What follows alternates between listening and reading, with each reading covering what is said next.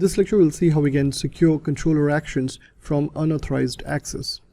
So here we have a form where we are currently creating a course, that is course.cshtml, and this is the form that we are showing to the user in order to create a course or post a comment.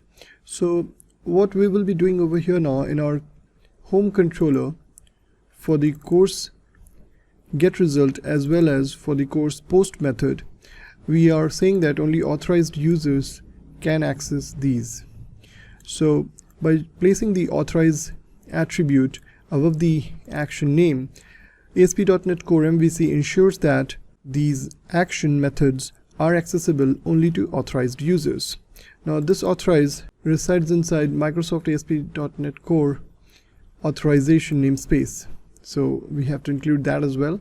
And now if I go ahead and try accessing home/course, you'll notice this unhandled exception coming up, because we still have to do a couple of things in order to ensure that the authorize attribute that we have placed on controller actions work properly.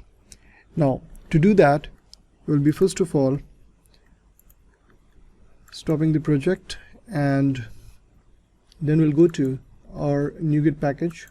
So here, right click, select manage NuGet packages, and inside that we'll have to install ASP.NET Core authentication, and let's install this now. And once that is installed, next what we need to do is go to startup.cs, and inside our configure services method we'll have to add this as well, services.add authentication, and the default scheme would be cookie authentication defaults.authentication scheme, and then we'll add this add cookie. Now you can also make use of other authentication methods such as Facebook, Google, JWT authentication token, Microsoft account, or Open authentication, OpenID Connect.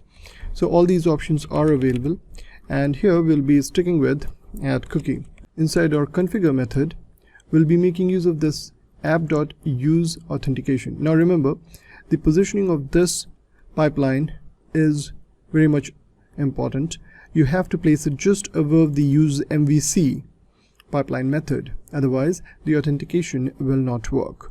So now that we have placed everything properly, let's go ahead and run this and see it in action.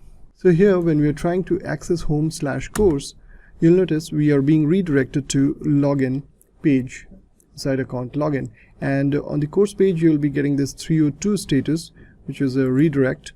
And let's see the details over here for this, and the status code here is being shown as 302.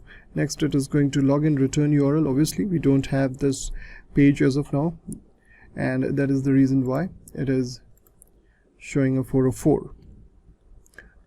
But you get the idea that now no one can access the course method without proper authorization.